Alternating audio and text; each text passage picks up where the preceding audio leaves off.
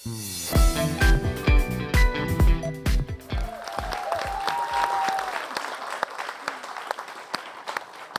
lagi di Dokter Indonesia. Senang sekali saya di segmen ini kedatangan seorang ibu yang masih aktif padahal anaknya udah 3 loh pemirsa. Neisha, apa kabar? Sehat, alhamdulillah, terima kasih dok. Aduh, kalau lihat kamu tuh rasanya menjadi sosok inspiratif loh buat saya. Aduh, amin. Bener loh, karena tetap aktif. Kemudian juga mengurus anaknya tiga-tiganya, apalagi yang baru lahir. Emang Iya. belakangan ini kesibukannya apa sih? Sekarang selain lagi ngurus bayi, karena masih 3 bulan masih nyusuin, terus kakak-kakaknya juga masih butuh perhatian dok. Nah, masih umur sibuk berapa di sih sekolah. kakak-kakaknya? Yang pertama umurnya 11, Oh, yang 11. kedua 6 tahun, Bambang 3 tahun. bulan. Wah, luar biasa. Itu lagi aktif-aktifnya tuh ya kalau lagi masa sekolah gitu kan. Aduh dok, Main sekarang di luar rumah tuh. nah itu dia, karena lagi seneng-senengnya main di luar rumah, aku tuh sempat sekarang lagi agak khawatir dok, karena sempat anakku cerita ada temennya cacingan dok. Waduh. Makanya, jadi aku sebagai orang tua tuh sekarang agak-agak rewel dan mulai panik, ingetin anak-anak untuk selalu jaga kebersihan, lingkungan dan juga makanan. Iya itu dia. Karena memang tapi jangan salah loh. Cacingan itu nggak cuma beresiko pada anak-anak aja, tapi juga orang dewasa juga bisa kena. Oh gitu, dewasa. Dewasa juga bisa kena. Makanya nih, ada data dari Depkes RI tahun 2013 yang mengatakan bahwa prevalensi kecacingan di Indonesia itu mencapai 45-65% dari total penduduk Indonesia. Tuh bayangin, masih tinggi banget kan sebenarnya. Wah, luar biasa ya. Tapi dok, itu benar nggak sih kalau ternyata cacingan ini itu telurnya itu bisa masuk dari pori-pori kaki kalau anak-anak main di luar rumah tanpa alas kaki, itu benar? Iya, bisa sih memang, tapi memang paling banyak kemungkinannya tuh masuknya lewat mulut. Jadi melalui makanan atau minuman yang tercemar oleh cacing. Oh, Pengen oke. tahu nggak kayak gimana? Mau Saya dok. ada gambarannya nih untuk Anda dan juga pemirsa di rumah. Ini ketika kalau misalnya kita makan, makanannya ini mengandung telur atau larva dari cacing, kemudian kita makan masuk ke saluran pencernaan kita, akibatnya ini bisa mengakibatkan nah, telurnya ini menetas. Terus dia bisa deh kemudian berkembang biak si larvanya ini. Nah, berkembang biaknya jadi telur-telur cacing ini masuk ke saluran pencernaan yang lebih dalam lagi. Di sana kemudian bisa menyebar, bahkan bisa menyebabkan infeksi usus. Nah, kalau infeksinya ini nggak sampai di usus aja, bisa menyebar ke organ lain, itu bisa mengakibatkan infeksi yang masif jadinya ke seluruh tubuh bahkan.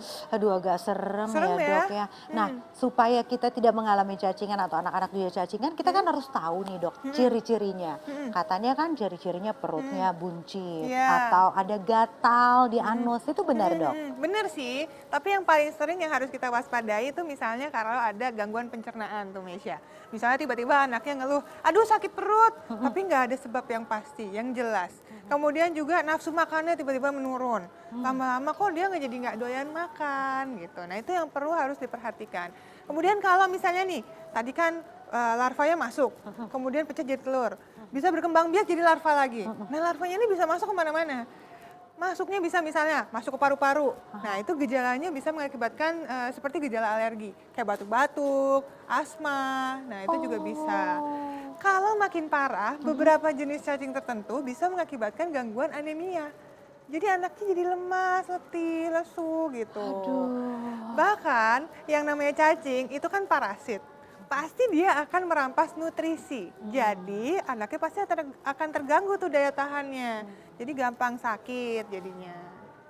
Jadi ternyata cukup bisa merembet kemana-mana ya dok ya, masalah cacingan ini ya. Benar. Dan aku juga baru tahu ternyata orang dewasa itu juga beresiko sekali untuk kena cacingan. Karena cacing ini bisa hidup di dalam tubuh kita, jadi memang kita harus lebih waspada ya dok ya. Tapi emang akan lebih baik lagi kalau dicegah sebelum infeksi ya dok ya? Benar. Oke, Iya. nah kebetulan aku juga sudah menerapkan nih dok kepada keluarga aku untuk selalu cuci tangan sebelum makan. Terus kalau main di luar, aku juga pasti kasih tahu untuk selalu pakai alas kaki dan selalu mencuci buah dan sayur di air yang mengalir. Iya, itu gitu, penting Dok. banget. Terus kalau misalnya kita juga konsumsi daging tuh, nah itu juga harus matang tuh Mesya. Jadi jangan biarkan cuma setengah matang, karena bisa aja nih ada telur atau larva yang menempel di dagingnya itu nggak mati. akibatnya bisa termakan dan hidup deh di usus saluran pencernaan. Kemudian juga kalau punya hewan peliharaan nih di rumah nih, ya ingat harus buang kotorannya di tempat khusus. Jadi jaga supaya tidak mengkontaminasi terutama alat makan kita. Kemudian juga pencegahan bisa dilakukan dengan mengkonsumsi obat cacing minimal 6 sampai 12 bulan sekali. Oh gitu ya dok.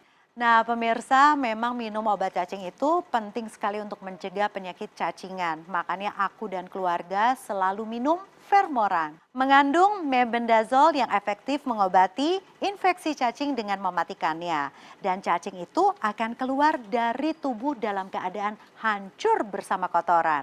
Jadi cacing mati dan hancur itu penting loh pemirsa.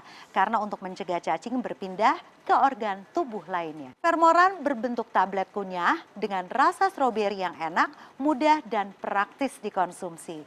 Untuk pengobatan infeksi dan pencegahan cacingan, cukup minum 1 tablet secara teratur setiap 6 bulan sekali. Vermoran, cacing hancur tanpa jijik. Wah itulah tadi tips dari Meisya, terima kasih banyak. Sama-sama dok. Salam untuk keluarga di rumah. Iya. Masih terus aktif. Iya. Dan pemirsa masih banyak informasi menarik lainnya, jadi tetap di Dokter Ros.